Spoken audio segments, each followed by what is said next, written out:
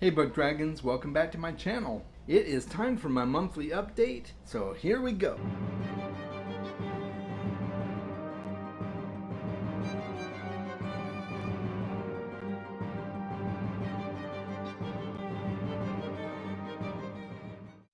Thank you to my patrons. I really appreciate all you do to support the channel.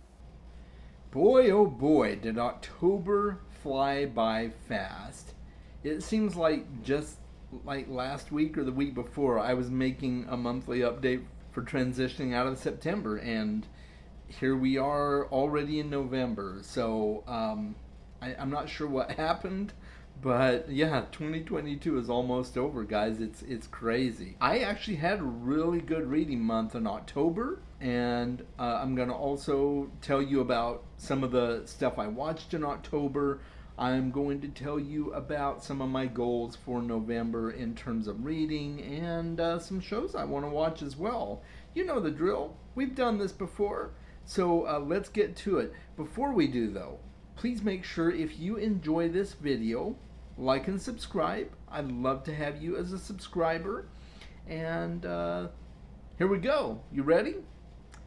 October was a great month. As I said, I read 9 books, guys, including making more headway in a 10th book, which I've been working on for a while. I'll talk about that here in a few minutes. But yeah, 9 books. I was not expecting to get that many books read in October, but it just worked out. Now, granted, some of the books were shorter, and so that helps as well if they're quicker reads. The first book I read was Dracula by Bram Stoker. Absolutely loved it. It's probably one of my favorite books of the year, and it was my first time reading it. You're probably all familiar with the story of Dracula, so I won't belabor it. It's your classic gothic vampire tale. I also read Frankenstein by Mary Shelley, another gothic horror novel, which I had never read before, once again. And in terms of classics, it's considered a must-read, so I don't know why it took me so long. But I quite enjoyed it as well, not nearly as much as Dracula, but I did. I enjoyed it. And then I also read Carmilla, which I was not planning to read necessarily for this month. It wasn't on my list, but I ended up reading it. It's a short novella, and it's the inspiration for Bram Stoker's Dracula. He was inspired by that book. So Joseph Sheridan Le Fanu is the author of that book, and I absolutely loved it as well. It's right up there with the quality of Dracula, I think, and I'm glad I read them. If you want to check out my review of those Gothic classics, you can do so. I'll leave a link in the cards at the end of the video. I did them all 3 together. I also read Turncoat by Jim Butcher. This is book 11 in the Dresden Files series, and wow, I am just absolutely blown away by how good this series is. That's probably one of the best books in the series so far that I've read, and I just absolutely had a blast with it. I'm continuing to read it immersively with the audiobook, and it's just amazing. James Marsters does a bang up job. I also read The Haunting of Hill House by Shirley Jackson. It is the inspiration for the TV show that aired on Netflix, and it wasn't that great, to be honest with you. I don't know. I wasn't that impressed. So it was okay, but it wasn't great. I think the show is better. I read Halloween Party by Agatha Christie. This is a Hercule Poirot novel, and it takes place in a small community. They get together for a Halloween party, and there's this famous murder mystery writer that attends the Halloween party, and someone gets murdered. And the author knows Hercule Poirot and asks him to come in and solve the case. And this is a book that takes place in Hercule Poirot's later years. So he's aging. It's pretty clear that his faculties maybe are not the same as they used to be, but it's still a good book. I didn't enjoy it as much as some other Agatha Christie novels that I read, but it was good. I still really liked it. I was gifted The Thief of Always by Clive Barker. My friend Barron sent this to me. He's been trying to talk me into reading it, and I'm so glad he did because it is an absolutely phenomenal book. It was not a book I was planning to read this month, but I did anyway. When I got it in the mail, I started reading the first page, and then it just kept going and going and going, and before you knew it, I was done with the book. It was that good. So it follows a young boy who gets invited to this mysterious house called the House of Always, where he will have all of his dreams come true, his every wish met, and he will never want for anything in life as long as he stays there. It's just so much fun. It's creepy, and I found that it was a very perfect book to be reading in October. I was actually quite surprised. Excellent book. My second book that I read by Clive Barker, the first one was Hellbound Heart, which I read at the tail end of September, and so I'm definitely looking forward to reading more Clive Barker. I also read Baden Hill by I Anonymous. This is the second book in his Wars of Wrath series. It is a historical fiction account of the King Arthur mythos with magic and dragons and stuff like that. This is an arc. He sent it to me in exchange for an honest review, and it was good. I will probably have a review coming out for it at some point. I read the first book, and it was decent. It wasn't great, but it was not bad by any means. It was quite entertaining. And this book was actually better than the first one. There were still some things that hampered it, but overall I enjoyed the story. The final book I read in October is The Jade Setter of Jan Loon, and that is a novella prequel to the Greenbone Saga by Fonda Lee. And it follows an apprentice of a jade setting shop, kind of like a jewelry shop, but they set jade into different jewelry pieces and swords and stuff like that.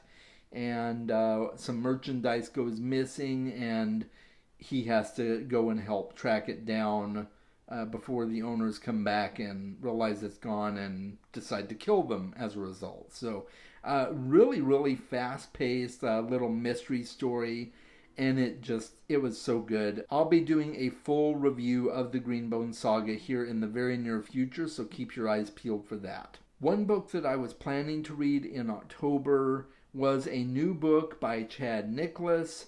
You've seen me do reviews on my channel for his first book, Nightmare, and his second book, Shade. He is a phenomenal author, guys, and he has a new book that was going to be coming out in October. It has been delayed until a future date.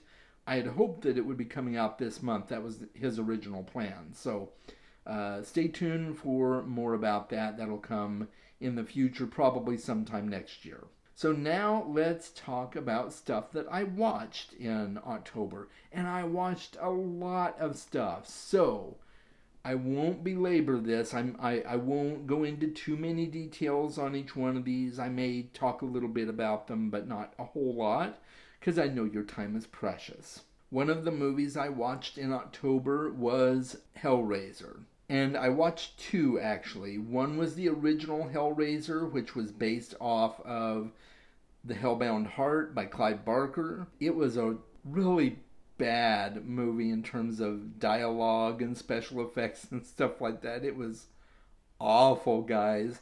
But it was a good adaptation of the book. I mean, it was pretty much verbatim from the book, with the exception of a couple of minor changes. So that part was cool. But yeah, the movie was not that great otherwise. But then I watched the new Hellraiser on Hulu, and that was phenomenal. If you're a fan of Sense8, if you ever watched the show Sense8, Jamie Clayton was one of the primary actors in that show, and she plays Pinhead in the new Hellraiser movie, and she was absolutely phenomenal. Oh my goodness. It's a very different vibe in the new Hellraiser movie, but it was still fantastic. and I actually liked it more than the original Hellraiser movie. It was my first time seeing the original. I never watched it before. Didn't watch too much horror when I was a kid, really at all. But I definitely like the new Hellraiser better. My daughter and I also rewatched Coraline for the however many umpteenth time. It's kind of a tradition. Every October we watch Coraline together. Fantastic movie. We also rewatched The Nightmare Before Christmas. That's another Halloween tradition for us to watch. Just a really, really fantastic movie. It's one of my favorites. We also watched the new Marvel special presentation of Werewolf by Night.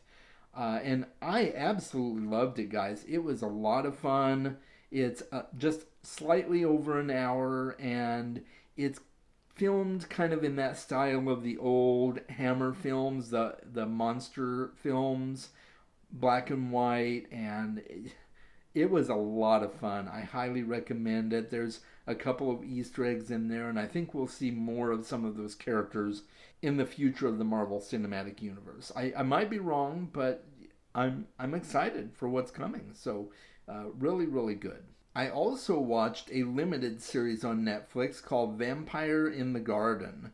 It is a new Netflix anime series, 5 episodes. It follows a human and a vampire who are destined to fight against each other and be enemies, and instead they end up becoming friends, and it's very much implied that they are in love with each other as well, a female human and a female vampire, and they're just really great characters. I really loved the series, and I highly recommend it.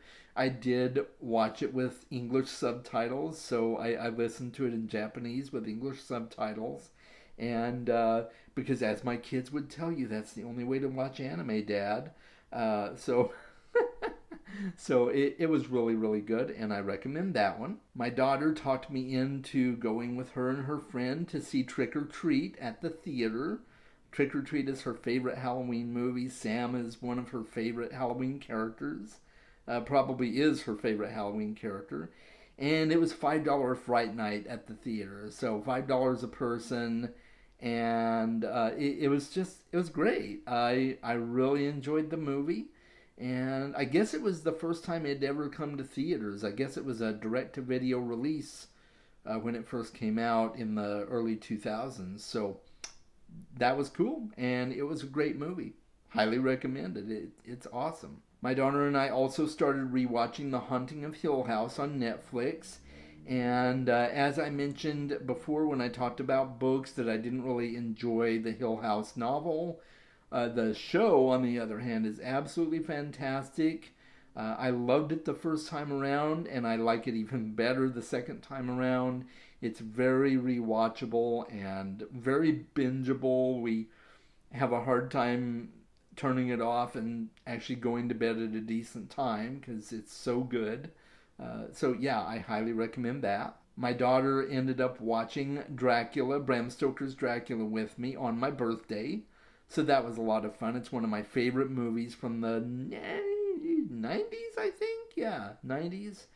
And it's actually a really, really good adaptation of the book. They made a few changes and additions, but overall, it was very faithful to the book. I was very impressed. And I only discovered that after reading the book for the first time and then remembering back to having seen the movie when I was younger. And I'm like, oh, wow, that's actually really, really close. And on the rewatch, I can confirm that. I also watched House of the Dragon, and I will be doing a review for the series, but I have to tell you guys, it is one of the best TV shows I have seen in a long, long time. I was a huge fan of Game of Thrones back in the day, and I absolutely loved House of the Dragon. It made my fan heart proud, and I'm just, oh, so good. And I'll probably end up sitting down to rewatch it here in the near future because I just enjoyed it that much. Such a good show. I also watched The Rings of Power on Amazon, and that was pretty good as well. I enjoyed it quite a bit. I do have a review for it you can find here on the channel. It wasn't nearly as good as House of the Dragon by any stretch of the imagination, but it was good. I really enjoyed it, and I felt like they did justice to it for what they were able to get the rights for from the Tolkien estate. So, yeah, really, really good. And then my daughter and I also continued watching Doctor Who. We're still continuing and enjoying Doctor Who as always. I mean, who doesn't like Doctor Who? Well, maybe you don't if you haven't seen it, but I absolutely love Doctor Who, and I'm enjoying watching it with my daughter. And that concludes all the shows and movies that I watched in October. Now, I did also have 3 episodes of Chaz and Friends this month. I got to have Jose from Jose's Amazing Worlds on the channel. I also got to have Derry on the channel from Derry's Read It Before. She's absolutely awesome. So is Jose. I absolutely loved having both of them on. And I also got to have Scott from the BaldBookTuber on my channel. So if you have not seen those episodes of Chaz and Friends, you definitely need to check those out. I just had loads of fun. We had some great discussions, and I can't wait for you to see them. So now let's talk about November. I do have some ambitious goals for November, but I think I'll be able to do it. So let's talk about what I've got planned. I'm going to be reading Changes, which is book 12 in the Dresden Files, and this is a big turning point in the Dresden Files saga from what I understand. I have heard that this upends everything that has happened in the series so far. It's just a huge cataclysm of change, and I'm anticipating that my jaw is going to drop. When I was talking with Scott, the BaldBookTuber, on Chaz and Friends, he encouraged me to do a reaction video for the first chapter of Changes. And so I am going to be doing that. You'll see that pop up here, the next 1 or 2 videos. You'll see that reaction video from me. And this will be interesting, guys. I'll be curious to see how shocked I am. But from what I'm hearing, I'm going to be quite shocked. I worked really hard to avoid spoilers. I don't let people tell me what the changes are, but I'm anticipating that it's probably a big one. So I'm also reading The Road by Cormac McCarthy. Now this is my patron pick for this quarter. One of my patrons was able to pick this for me to read for this quarter, and so I chose to put it down for November. And he encouraged me to do the audiobook for it, just because Cormac McCarthy's writing style can be a little off-putting, and audio is probably the better way to experience it for this book. So I'm taking him up on that recommendation, and I'll be doing the audiobook for that one. I'm also going to be reading Dune Messiah. Finally. I started Dune Messiah many years ago after I read Dune for the first time, and it just didn't click with me. I decided to table it at the time and maybe come back to it in the future and try reading it again. So I'm finally getting around to it, and I'm very excited to move on in the Dune saga. I'm also going to be reading First King of Shannara by Terry Brooks, and this is a prequel to the Sword of Shannara series. It does have Al-Anon in the story, but he's a very younger fledgling druid from what I understand.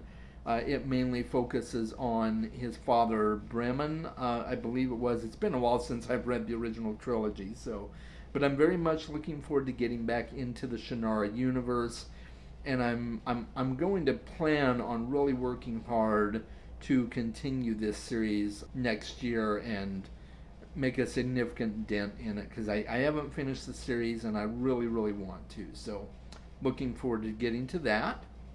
And I'm also going to read Assassin's Quest by Robin Hobb. This is the final book in the Farseer trilogy.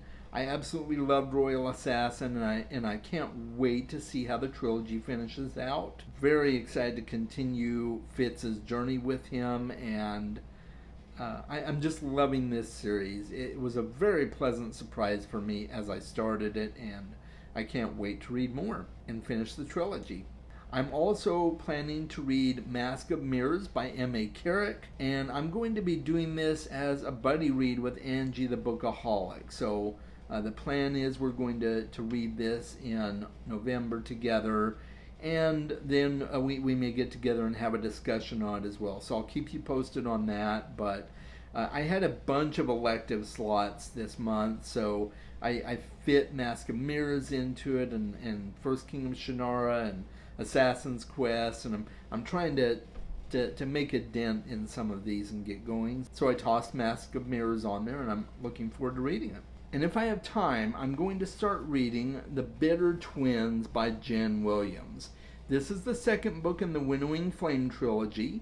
I really, really enjoyed the first book, The Ninth Reign, so I'm excited to continue on in this series. And man, look at this cover. I mean, this is just a gorgeous cover. I don't hear these books talked about a whole lot other than by a few booktubers. Elliot Brooks talks a lot about it, I know, and I borrowed this from her actually, and I'm very excited to continue the saga, and especially so I can give her book back. And then finally, I am going to be hopefully finishing Fire and Blood in November. I had so much time left over in October that I made a significant dent in Fire and Blood, so I will probably finish that in November. Fingers crossed. But if not, definitely December, and so I'll have it finished before the end of the year. But hopefully I'll get it read in November, or at least a significant chunk of it. So that's the end of my book plans for November. Now I do have a few shows that I want to watch in November as well. As always, I like watching my shows too. And one of those is a show I've been waiting for a long time to release the next season, and that is The Dragon Prince on Netflix. Dragon Prince Season 4 is coming out on November 3rd, and I absolutely cannot wait. I'm very excited to see it, and I just really love this series. Both my daughter and I love it. And one of the writers on this show was also a writer for Avatar: The Last Airbender. It's an animated show, and it's just absolutely such a great show. I highly recommend it. I'm very excited for Season 4. I'm also very excited to see Wakanda Forever. We are going to try and go see that in the theater. Black Panther is one of my favorite MCU movies of all time, and I've been anxiously awaiting the sequel. So, plan is to go see that in the theater. I'm also going to hopefully watch Enola Holmes 2. Enola Holmes is the sister of Mycroft and Sherlock, and she goes on her own sleuth adventures, and now the sequel is coming out on Netflix, and I just can't wait. Millie Bobby Brown is an absolutely fantastic actress, and Enola Holmes is fantastic as well. So I'll hopefully be watching that. I'll also be continuing with Doctor Who, no surprise, and I'm hoping to start watching Andor, part of the prequels to the original Star Wars trilogy. It follows Andor, who was part of the crew that stole the plans for the Rebel Alliance to blow up the Death Star. So, spoilers if you haven't seen Rogue One, but if you haven't seen Rogue One, where have you been? If you're a Star Wars fan anyway. So, I'm looking forward to checking Andor out. I've heard it's really, really good. So, eventually I will get to that as well. And that's it, guys. I think I've talked your arm off enough. My throat is starting to tell me that I've talked way too long and I need to get some water. And so I'm going to end it here. Thank you so much for sticking with me. Let me know in the comments if you have any thoughts on a lot of the shows or books that I mentioned here today. And until next time, make sure you are reading more books. Please take care.